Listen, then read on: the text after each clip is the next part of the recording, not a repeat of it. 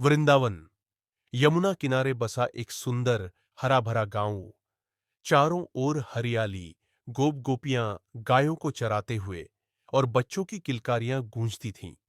उसी गांव में रहता था नटखट बालक श्री कृष्ण, जिसकी बांसुरी की मधुर तान सुनकर पक्षी भी चुप हो जाते थे और जिसकी शरारतें पूरे गांव को आनंदित करती थीं। परंतु एक दिन उस शांति पर छा गया अंधकार। यमुना नदी का एक भाग धीरे धीरे जहरीला होने लगा था।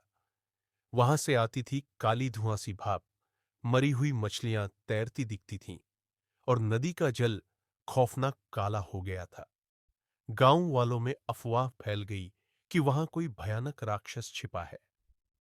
सच्चाई यह थी कि यमुना के एक गहरे भाग में छिपा था भयंकर कालिया नाग, जिसकी सांसों से जहर फैलता और जिसकी फुंकार से पेड़ तक झुलस जाते। यह नाग गरुड़ के डर से वहां आकर छिपा था, क्योंकि वृंदावन वह एकमात्र स्थान था जहां गरुड़ नहीं आ सकते थे। कालिया ने यमुना के जल को इतना विषैला बना दिया था कि वहां कोई स्नान तक नहीं कर सकता था। गांव वाले डरे हुए थे, लेकिन कृष्ण नहीं।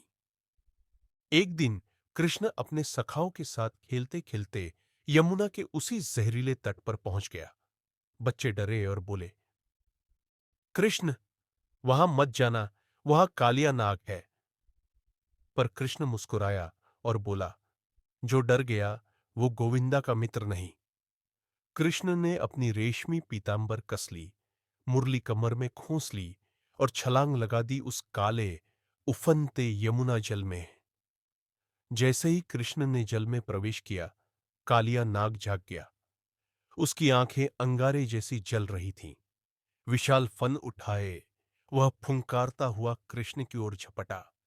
उसकी फुफकार से लहरें उठीं, पेड़ कांपने लगे और आकाश पर अंधेरा छा गया।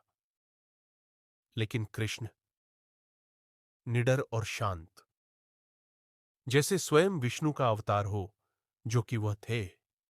कालिया ने कृष्ण को अपने फनों में जकड़ लिया, लेकिन अगले ही पल कृष्ण ने उसकी पकड़ से खुद को छुड़ाया और उसके फनों पर चढ़कर नृत्य करना शुरू किया। हर बार जब कृष्ण का चरण किसी फन पर पड़ता, वह फन दब जाता और नाग की शक्ति क्षीण होने लगती। कृष्ण ने मृदंग की ताल में जैसे तांडव किया हो।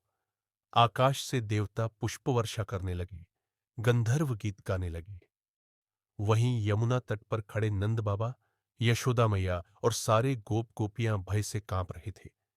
यशोदा मां बेहोश होने ही वाली थीं, लेकिन तभी कुछ ही देर में कालिया नाग थककर चूर हो गया। उसका शरीर कांपने लगा और उसने हार मान ली। उसने कृष्ण के चरणों में सिर झुका दिया। उसकी पत्नियां नाग पत्नियां प्रार्थना करती हुई आईं और बोलीं, हे भगवान, आप तो स्वयं नारायण हैं, हमारे पति को क्षमा करें। कृष्ण ने कालिया को देखा और कहा, यदि तुम वचन दो कि अब किसी को हानि नहीं पहुंचाओगे और यमुना को छोड़ दोगे, तो मैं तुम्हें क्षमा करता हूं। कालिया ने वचन दिया। कृष्ण ने उसका सिर थपथपाया और आशीर्वाद दिया। फिर कालिया और उसकी पत्नियां यमुना छोड़ दूर समुद्र में चले गए। कालिया के जाने के बाद यमुना फिर से निर्मल हो गई। जल साफ, मधुर और जीवनदायिनी हो गया। गांव में उत्सव मनाया गया। कृष्ण की जय जयकार हुई। कृष्ण कन्हैया लाल की जय।